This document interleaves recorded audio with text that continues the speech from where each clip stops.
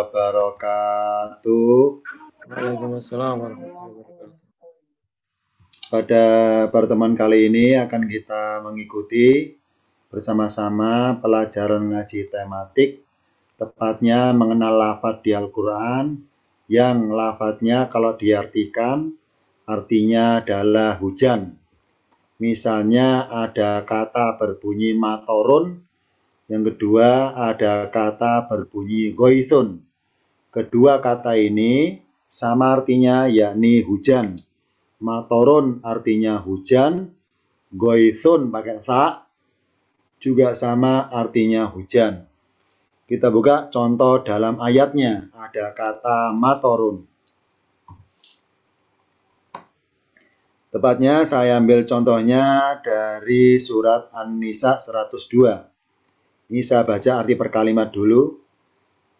Wala junaha alaikum, dan tidak ada dosa atas kalian, in kana bikum, jika ada bagi kalian, adan min matorin, gangguan berupa hujan, au kuntum mardo, atau kalian adalah dalam kondisi sakit, antadou, untuk kalian tidak berdosa untuk meletakkan aslihatakum, senjata-senjata kalian. Ini ayat dari tema tentang peristiwa perang Uhud.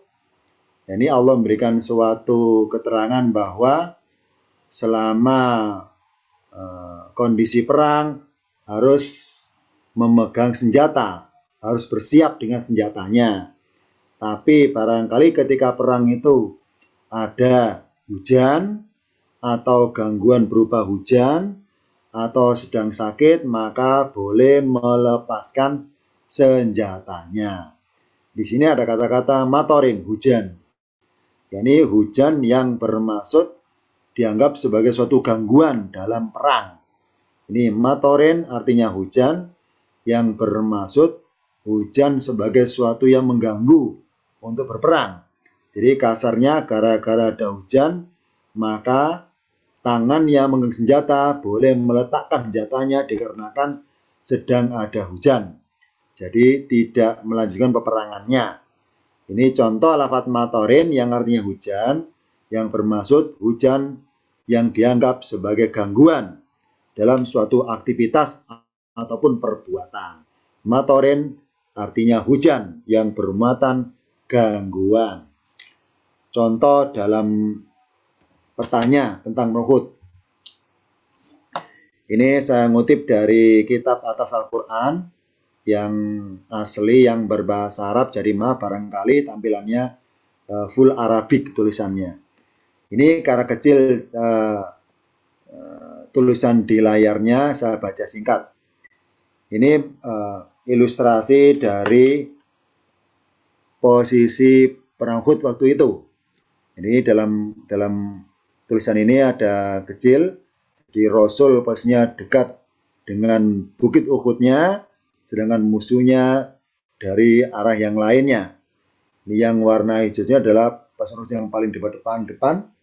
Ini misalnya ada Hamzah, ada Ali, kemudian ada yang lainnya. Sedangkan di sini juga sama dari Quraisy Mekah. Mereka juga berhadapan langsung dengan Rasul di sini di lereng Uhud. Kemudian dari jumlahnya, kalau pasukan dari Mekah atau orang Quraisy Mekah ketemu Uhud, pasukannya di sini keterangannya sekitar 3.000-an. 3.000-an. Sedangkan Rasul ini ketika berangkat 1.000-an, nyampe di tempat Uhud, mengundurkan diri 700-an, tinggal 300-an. Karena mundur sekitar 700-an, tinggal 300-an. Jadi 300-an melawan 3.000-an. Ini dari sisi jumlah pasukannya. Jadi ayat tadi bermaksud kepada pasukan Islam yang barangkali ketika musuh belum datang, kemudian hujan lebat turun, maka boleh melepaskan senjatanya. Ini karena hujan bermaksud suatu gangguan dalam hal peperangan. Ini contoh singkat dari ilustrasinya tentang kejadian atau peristiwa perang Uhud. Ini karena kecil, tidak begitu kelihatan tulisannya. Bisa kita buka nanti di kitab masing-masing. Pernah saya kirimi tentang kitab Atlas Quran. Berikutnya contoh lagi tentang hujan.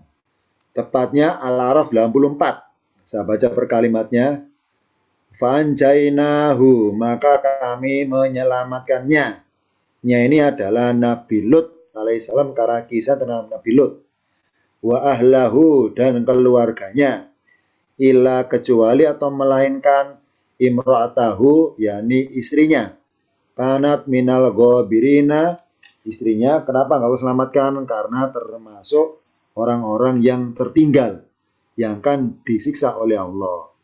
Wa amtorna alaihim, dan kami menghujani alaihim atas mereka matoron, dalam kurung dengan suatu hujan, yakni hujan batu. Fandur, maka perhatikanlah, kaifa, bagaimana, karena adalah akibatul mujrimina, akibat dari perbuatan orang-orang yang berbuat dosa. Di sini dari kata matorun lahirlah kata-kata amtorna. Amtorna adalah perbuatannya atau jenis kata kerjanya, sedangkan matoron adalah jenis kata bendanya. Matoron artinya hujan, kalau amtorna kami menghujani.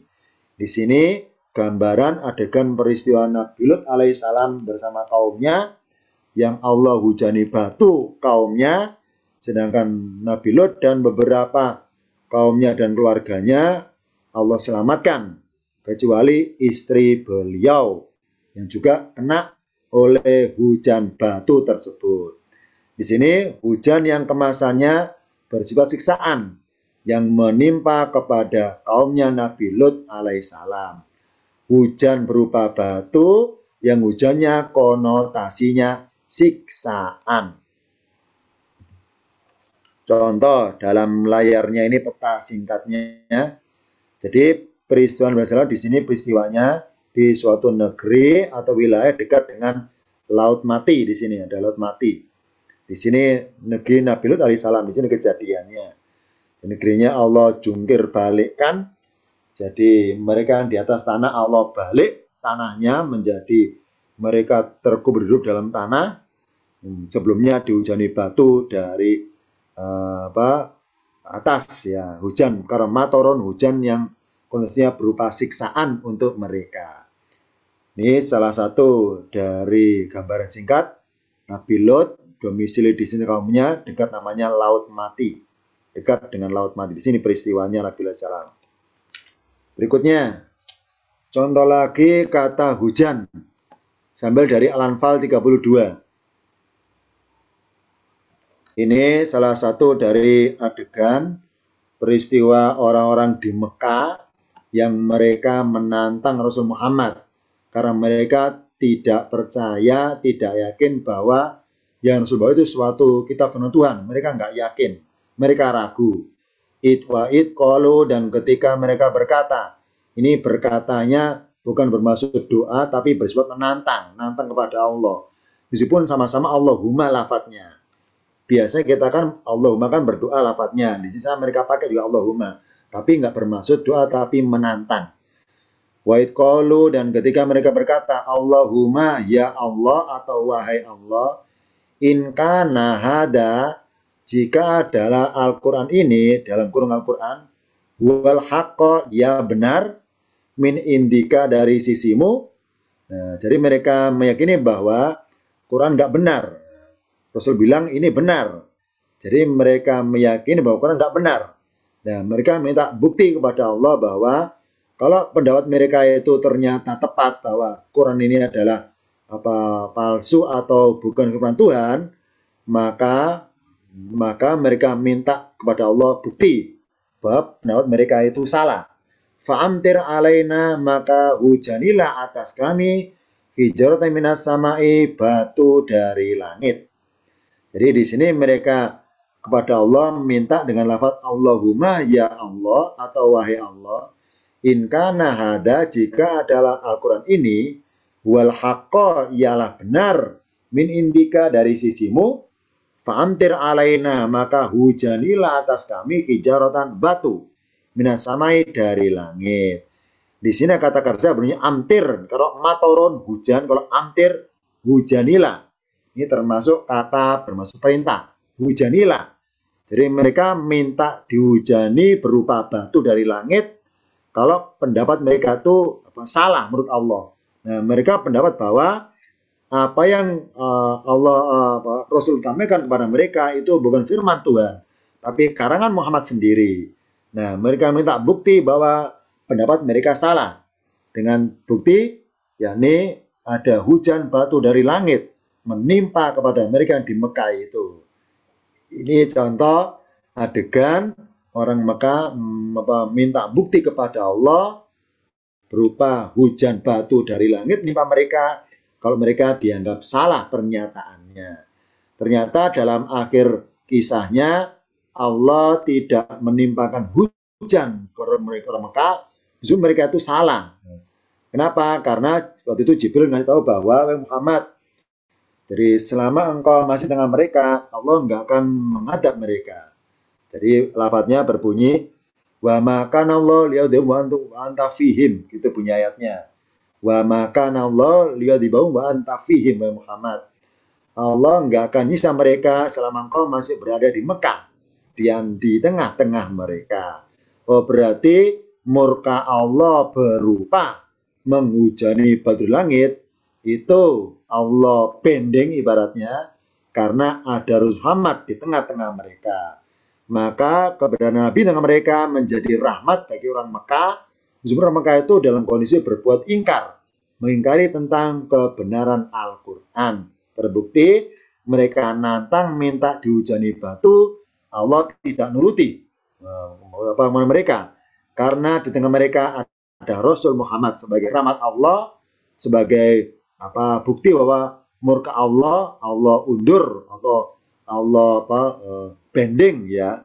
Jadi siksanya tidak ditimpakan langsung pada mereka karena Muhammad di tengah-tengah mereka.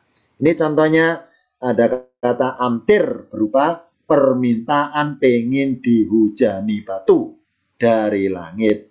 Amtir termasuk kata kerja perintah karena cirinya huruf terakhirnya sukun. Amtir hujanilah alaina atas kami.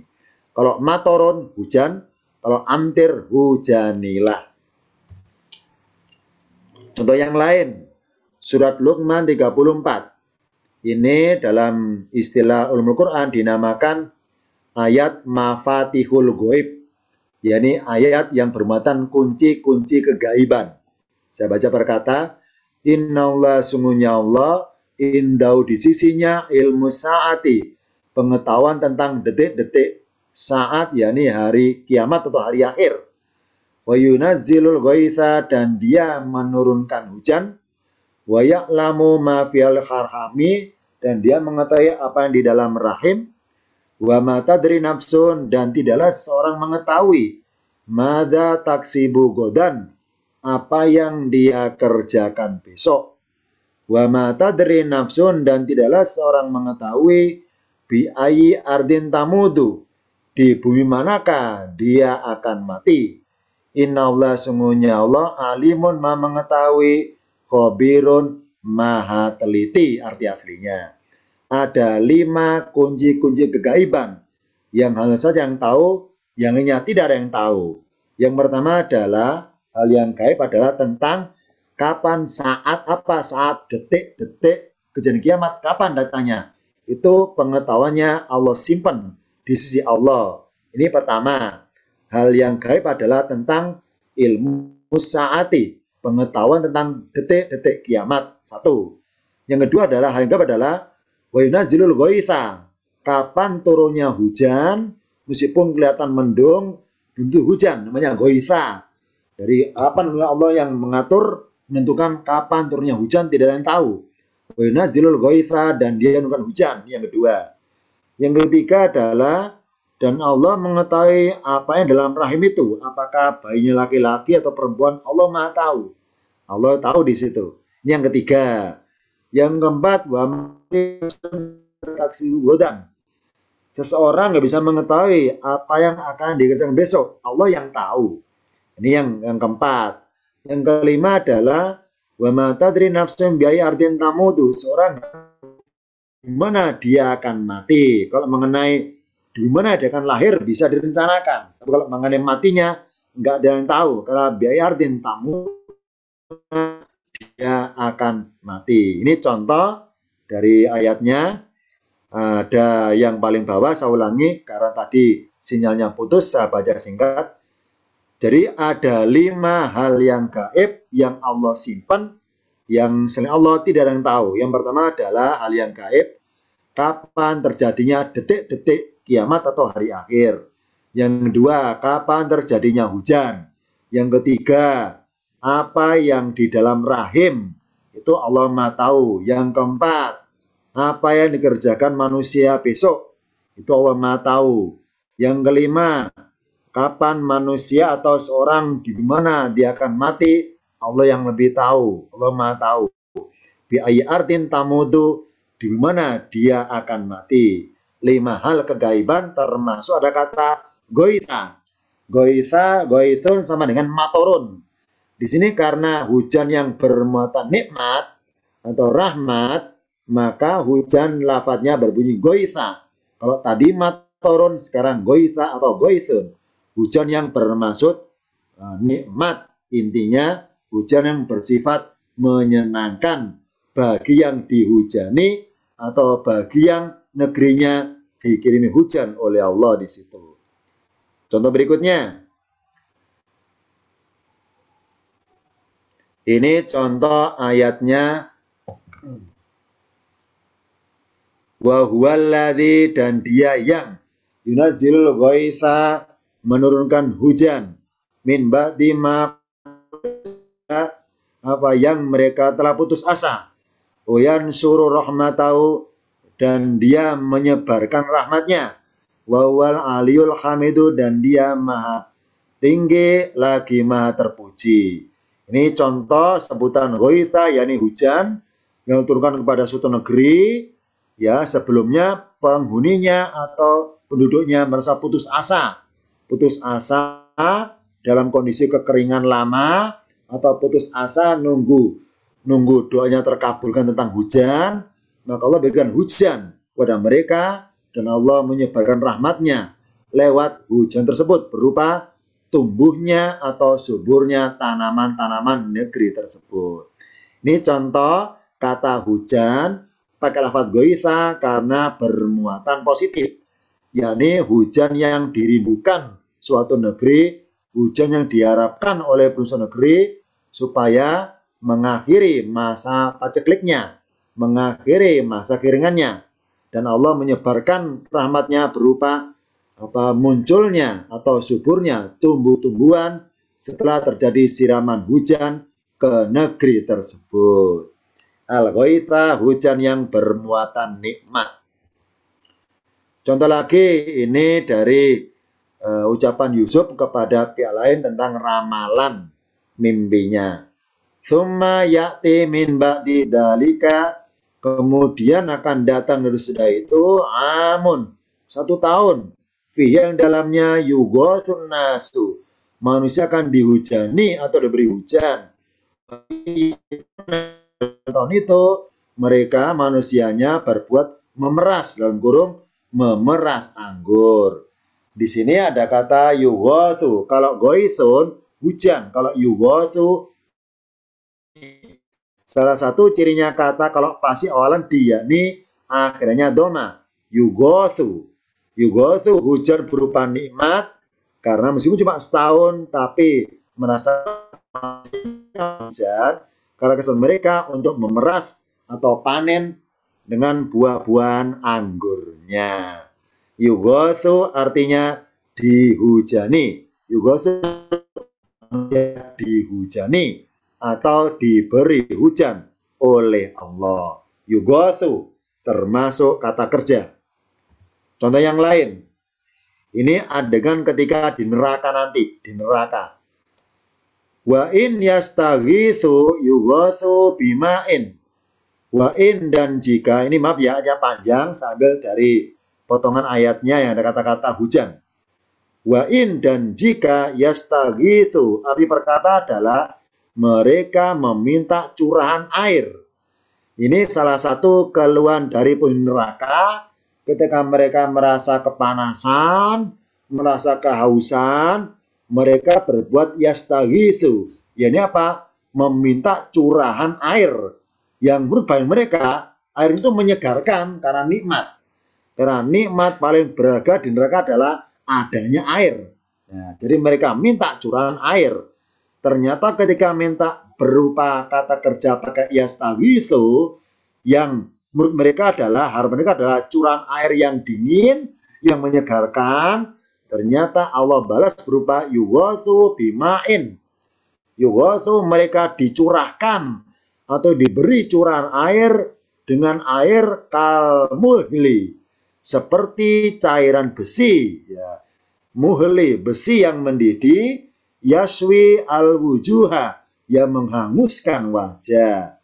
Bisa sarobu, itulah seburuk-buruknya minuman orang di neraka. Ini apa? Minum air yang airnya cairan besi yang panas.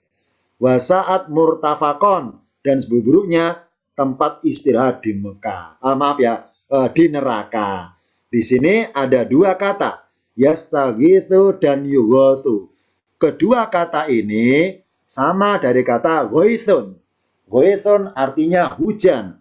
Yastaghitsu minta curahan air hujan, gitu arti kasarnya.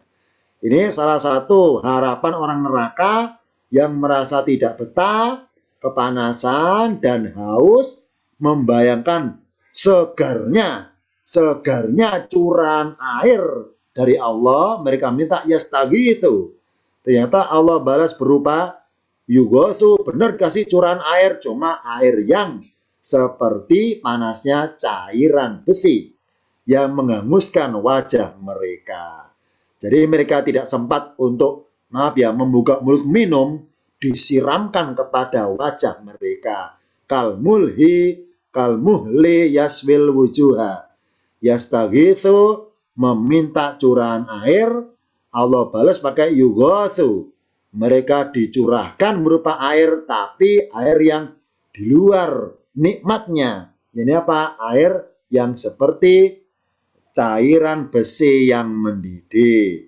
Jadi bayangan mereka airnya pasti nikmat. Ini sebelum dicurahkan. Dan ketika dicurahkan airnya bersifat siksaan. Kenapa? Karena airnya itu panasnya seperti cairan besi yang mendidih. Yastaghitsu dan yughatsu, dua kata ini sama dari kata ghaithun yang artinya hujan. Sekarang kesimpulan singkat dari perbedaan lafaz. Bedanya matorun sama ghaithun. Matorun artinya hujan. Contohnya matoro yamturu. Secara bahasa, matoro yamturu artinya singkatnya adalah hujan. Yani bermaksud turunnya air atau gerak turunnya air. Misalnya ketika mata kita melihat air turun dari langit, kalau bermaksud melihat gerak airnya turun, maka turunnya air itu kita komentari berupa hujan. Apa maturun? Hujan pengertian gerak turunnya air. Kalau amtoro artinya menghujani, yakni bermaksud Allah menggerakkan air supaya keluar dari awan mendung. Nah, geraknya mengarah turun ke bawah. Namanya amtoro yumtiru. Contoh lagi amtorna, dan contoh lagi mereka Allah bilang kepada tadi misalnya amtorna, kami turunkan, kami hujani batu kepada kaum Lut pakai amtorna. Jadi apa? Kami hujani. Jadi kami gerakkan batu dari langit turun mengarah pada mereka. Jadi kalau matorun, hujan pengertian gerak turunnya air. Lah kalau ghaithun bermaksud limpahannya, curahannya. Karena secara bahasa kata ghaithun dari asal kata gothayaghitsu. Gothayaghitsu artinya curahan air atau derasnya limpahan air. Nah, dari kata gothayaghitsu lahirlah istilah kata kerja istaghotha yastaghitsu. Apa istighosa, istaghosa? meminta curahan air supaya turunnya deras limpahannya. Istaghoth itu artinya meminta kucuran atau meminta curahan air yang deras dari langit atau dari atas. Ini asal kata kedua kata tadi. Matorun dari kata matoro yang turu, yakni hujan bermaksud gerak turunnya air. Hanya bicara geraknya. Tapi kalau goithun, yang juga samarnya hujan dari kata gotha yagitu, bermaksud curahannya, derasnya turun, derasnya limpahannya. Ini bedanya. Matorun sebatas gerak air turun. Kalau goithun bermaksud derasnya, limpahannya ketika turun. Sekarang kita buka satu ayat tentang gambaran proses turunnya hujan. Kita buka ayat berikutnya. Surat Ar-Rum ayat 48. Allahul ladzi yursilu, Allah yang mengirim. Ngirim apa? Ar-riyaha, angin. Di Al-Quran, ketika Allah nyebut kata angin, ada dua istilah. Yang pertama, dalam bentuk tunggal, rihun. Misalnya, rihin sorsorin. Rihun. Kalau bentuk tunggal, rihun, maka bermaksud angin yang bermuatan negatif. Misalnya, angin yang merobohkan. Angin yang menghanguskan atau membakar. Tapi kalau bermaksud angin yang bermuatan positif, selalu bentuk jamak riyahun, riyaha. Contoh di sini. Alladzi yursilur riyaha, yang mengirim angin. Fatuthiru sahaban, maka angin itu menggerakkan awan. Di Al-Quran ada dua kata artinya awan, gomamun dan sahabun. Bedanya kalau gomamun, awan tipis putih ketika siang hari. Contohnya wadolalna alaikumul gomama. Kalau sahabun, awan mendung yang gelap ketika mau hujan. Watuthiru sahaban, dan angin itu menggerakkan awan. Fayabsutuhu, maka dia membentangkannya. Fisama'i, di langit, kaifayasa'u, sebagaimana dia kehendaki. Wayaja'aluhu kisafan, dan dia menjadikan awan itu kisafan, bergumpal-gumpal. Ini proses adegan turunnya hujan. Pertama adalah Allah ngirim angin. Ngirim angin supaya awan mendung itu yang tadi tipis, yang tadi gomamun menjadi sahabun, menjadi mendung yang gelap. Nah, mendung yang gelap, Allah ngirim angin supaya mendorong mendungnya, mendorong mendung gelap itu ke suatu wilayah yang Allah kehendaki. Ya, Allah bentangkan di langit, di atas negeri itu atau wilayah itu. Dan Allah jadikan awannya bergumpal-gumpal, bertumpuk-tumpuk atau bertingkat-tingkat. Namanya kisafan. Berikutnya fataro. Fataro terjemahnya kita buka tampilan berikutnya.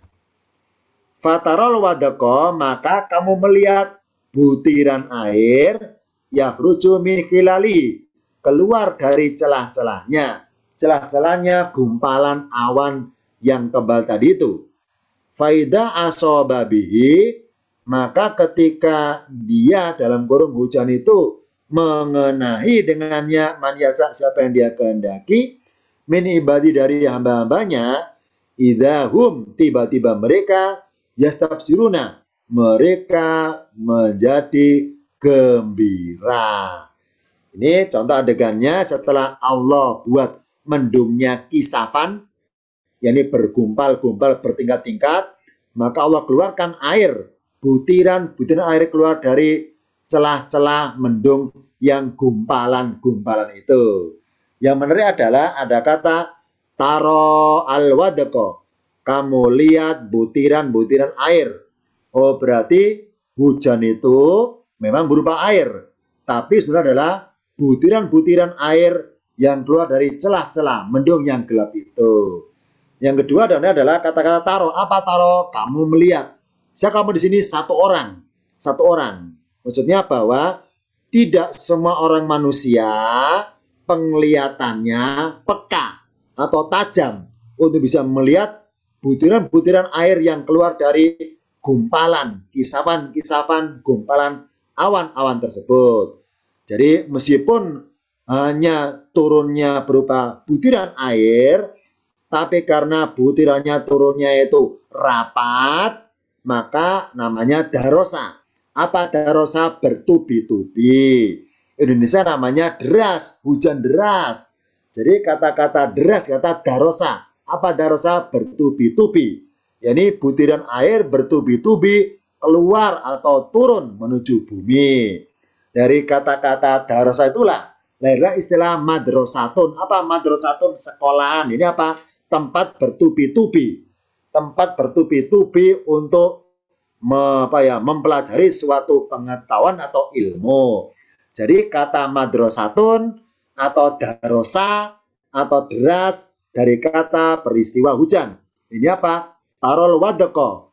Butiran air bertubi-tubi keluar dari celah-celah mendungnya. Sekarang kita buka catatan secara ilmiahnya tentang proses hujan. Dalam satu siklus hujan, air laut menguap sekitar 16 juta ton. Menguap ke atas, kemudian Allah wa yursilur riyaha, Allah ngirim angin. Ngirim angin dari laut, anginnya mengarah ke daratan untuk mendorong sahabun. Apa sahabun? Awan-awan mendung yang gelap itu. Nah, awan mendung yang gelap dari laut Allah dorong pakai angin menuju daratan. Dan Allah buat mendungnya berupa kisafan. Apa kisafan? Bergumpal-gumpal, bertingkat-tingkat. Misalnya ada awan A, awan B, awan C. Nah, setelah diteliti para ilmuwan, awan C, awan yang paling rendah, ketinggian paling rendah, itu jaraknya 1.200 meter dari permukaan air laut. Ini awan paling rendah. Ternyata awan mendung yang paling rendah itu suhunya min 400 derajat Celcius. Min ya, minus 400. Berarti apa? Beku. Beku seperti es ya. Jadi atas kuasa Allah, hujan tidak turun berupa balok-balok es. Ya. Mari kita bayangkan, awan paling rendah suhunya minus 400. Semakin tinggi awannya, semakin minusnya besar. Semakin minnya besar. Ternyata hujannya oleh Allah tidak berupa balok-balok es. Karena min 400 pasti beku. Pasti beku ya. Ternyata kuasa Allah, Allah benturkan dengan antar awan, jadilah mencair lagi. Itu tandanya ada suara petir menggelegar adalah adegan terbenturnya antar awan. Ketika dalam puncak bekunya Allah benturkan supaya mencair lagi. Makanya pesawat terbang ketika ada awan mendung gelap berusaha menghindari. Kenapa? Karena khawatir ketika dia dalam puncak bekunya minus 400, maka pesawat akan menabrak. Akan menabrak awan itu. Makanya berusaha menghindari awan yang suhunya dalam puncaknya min 400 derajat Celcius. Nah, ini contohnya. Yang kedua, dalam teori fisika, benda padat kalau dijatuhkan dari ketinggian 1.200 meter, itu kecepatan jatuhnya 558 km per jam. Ini benda padat. Benda padat. Ya, benda padat kalau dijatuhkan dari ketinggian 1.200 meter, itu kecepatan jatuhnya cepatnya adalah 568 km per jam. Ternyata oleh Allah, butiran atau al-wadqa, butiran dari masing-masing celah-celahnya mendung gelap itu, turunnya hanya ringan, 8 km per jam. Contoh misalnya, saya menjatuhkan batu di ketinggian awan C. Jadi derasnya batu saya jatuhkan, kecepatan turunnya adalah 558 km per jam. Tentunya batunya semakin saya angkat ke awan B, lebih deras.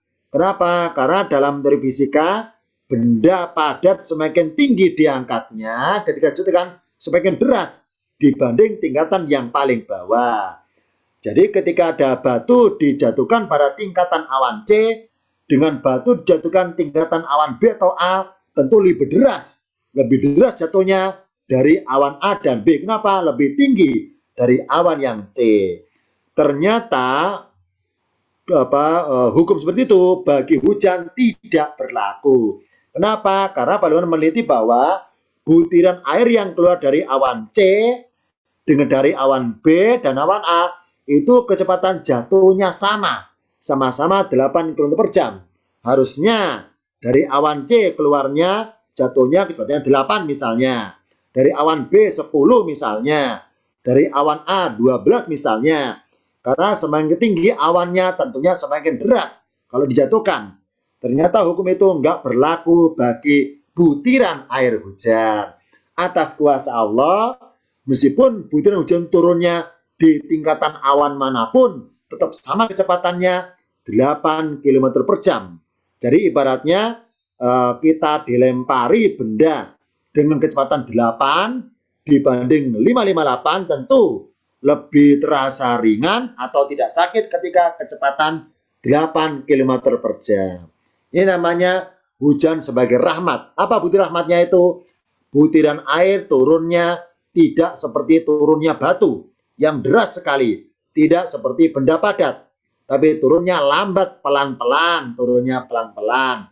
Entah turunnya dari celah-celah kisafan, awan yang gumpalan paling rendah tingkatannya, atau turunnya dari celah-celah awan paling tinggi, sama kecepatannya.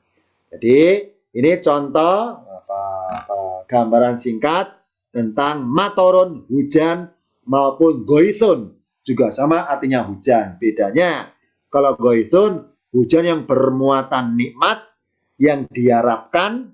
Atau kalau matorun, hujan yang bersifat suatu gangguan atau merasa nggak nikmat bagi yang bersangkutan ketika merasakannya. Jadi kedua kata tadi sama-sama artinya hujan, cuma dalam hati ini saya berikan atau dalam kabar ini contoh saja, contoh adegan peristiwa Allah menciptakan hujan dari proses menguap air laut sampai menjadi turunnya ke daratan. Dari singkat materi hari ini tentang perbedaan antara matorun dan goithun yang sama-sama artinya hujan.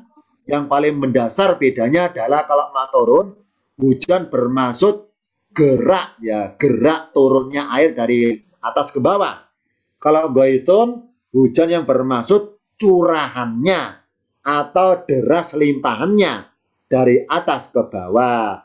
Dari dua kata ini di Al-Quran sudah dikonotasikan. Ini apa? Kalau matorun, hujan konotasi negatif, ya ini bermaksud kita merasa terganggu atau merasa tersiksa. Kalau goithun, hujan bermuatan positif, ya ini yang diharapkan. Misalnya supaya tanaman subur, supaya tidak kering, dan sebagainya. Hujan yang diharapkan. Dari singkat materi hari ini tentang perbedaan matorun dan goithun tentang hujan. Ada yang tanyakan? Silakan untuk kali ini. Boleh hostnya membacakan. Ya. Ada pertanyaan? Assalamualaikum. Salam, silakan. Dari Bu Ella. Ya. Nah, silakan. Assalamualaikum, terima kasih atas waktunya Pak Ustadz. Saya ingin menanyakan saja tentang tadi surat Asy-Syura ayat 8 di situ. Waliyul Hamid itu pelindung atau memang maha tinggi ya, Pak Ustadz. Terus yang keduanya tentang penggunaan makna kalmuhli dengan al-hadid. Nah, bagaimana? Terima kasih Pak Ustadz. Ya, jadi dalam arti perkalimatnya al-waliyu artinya maha pelindung ya. Iya. Maha pelindung. Kalau pakai ain, aliyu maha tinggi. Itu arti aslinya. Di sini maha tinggi Pak Ustadz. Ya, betul. Jadi kalau pakai ain al-aliyu maha tinggi. Kalau pakai wawu maha pelindung. Di sini Asy-Syura 28. Yang kedua tadi yang tanyakan adalah tentang apa? Ini muhli. Di ayat berapa tadi ya? Ini Pak Ustadz artinya tadi maha tinggi ini nih. Iya, benar. Nah, jadi al-waliyu artinya maha pelindung kalau dalam sini. Ya, ini kalau pakai ain al-aliyu maha tinggi. Nah, ada yang lain tadi? Itu penggunaan makna al-muhli dengan al-hadid, Ustaz. Tadi kalmuhli itu. Oh ya, betul. Lihat di layar. Ada surat namanya al-hadid, artinya besi. Kalau al-hadid besi pengertian wujud bendanya. Wujud bendanya. Kalau muhli, yakni cairan yang akan membentuk jadi besi maksudnya. Itu maksudnya. Jadi cairannya. Ingat bahwa besi itu kan dari cairan ya. Dari cairan menjadi beku. Jadilah besi. Kalau hadidun al-hadid, besi bentuk jadi. Kalau muhli, besi masih dalam proses cairan ya. Ini contoh gambaran air di neraka, yakni panasnya seperti K kan ini kadarnya K, seperti cairan besi ya. Seperti besi yang masih dalam bentuk cair gitu maksudnya muhli bahasa Arabnya. Kalau al-hadid, besi bentuk jadi sudah beku. Kalau al-muhli, besi masih dalam proses cair, masih cairan. Ini bedanya itu al-hadid dengan al-muhli. Ada yang lain silakan. Terima kasih Pak Ustaz. Ya. Baik Ustaz, ada pertanyaan apa bedanya dengan soyibin, auka soyibin kan hujan lebat itu Ustaz. Ya. Sekarang agar tidak mencoret-coret layarnya, saya buka lembaran kosong aja. Layar kosong. Bentar ya, sambil pulpen dulu. Pertama saya istilahkan dulu dalam bahasa Arab ya, bahasa dulu ya. Bentar. Dalam bahasa Arab singkat, hujan itu bahasanya matorun. Ya. Bentar ya, karena saya nulisnya tipis pulpennya, maaf barangkali yang pakai handphone kelihatan kecil. Matorun. Matorun dibagi dua. Matorun artinya hujan ya, hujan. Hujan bagi dua. Ada hujan lebat, namanya gozirun. Gozirun artinya lebat. Hujan lebat gozirun. Yang kedua ada hujan gerimis, namanya tolun. Tolun hujan gerimis. Ini bahasa dulu ya. Tolun hujan gerimis. Gozirun hujan lebat. Nah, gozirun dibagi dua. Ya, bagi dua. Nah, ada hujan lebat yang bermuatan bencana namanya soyibun. Soyibun adalah hujan lebat bermuatan bencana. Misalnya menghanyutkan atau menenggelamkan atau merobohkan, pokoknya bermuatan bencana, soyibun. Yang kedua, hujan lebat yang tidak bencana namanya wabilun. Wabilun. Nah, saya ulangi, matoron artinya hujan, gozirun lebat. Berarti matoron gozirun hujan lebat. Kalau matoron tolun hujan gerimis. Gerimis. Nah, hujan lebat atau gozirun, goin sama gozirun dibagi dua. Hujan lebat yang bermuatan bencana namanya soyibun. Nah, kalau hujan lebat yang tidak bencana, biasa, nggak ada bencana, namanya wabilun. Hujan lebat yang tidak ada bencana. Nah, dalam Al-Quran, Allah hanya untuk mengumpamakan tentang perumpamaan orang munafik atau orang berislam itu pakai soyibun. Ya, ini apa? Orang yang pura-pura masuk Islam itu diumpamakan orang yang tertimpa hujan lebat yang bawa bencana. Apa unsur bencananya? Jadi dia itu merasa orang Islam, merasa terpaksa. Kenapa? Karena dalam Islam itu banyak aturannya. Ini haram, ini nggak boleh, ini nggak boleh, itu nggak boleh. Jadi dia merasa tersiksa jadi orang Islam. Tapi karena keterpaksaan, maka dia mau nggak mau mengikuti bagaimana maunya Islam itu. Jadi dulu di Madinah ada kejadian orang Yahudi pura-pura masuk Islam. Karena Islamnya pura-pura, maka merasa Islam itu seperti hujan lebat yang bawa bencana. Ya, bagi dia ya, bagi dirinya maksudnya. Makanya berbunyi aukasoyibin atau seperti orang tertimpa hujan lebat. Ini apa? Yang tidak mengenakkan. Ini contohnya. Jadi soyibun hujan lebat bawa bencana. Kalau wabilun hujan lebat biasa. Contohnya tinggal di Al-Quran tentang perumpamaan orang yang bersodako. Beramal ada batu ya, ada batu ini. Batu. Orang bersodako sekian, maka nempel satu titik debu. Bersodako lagi, nempel lagi. Sodakonya banyak, nempelnya banyak.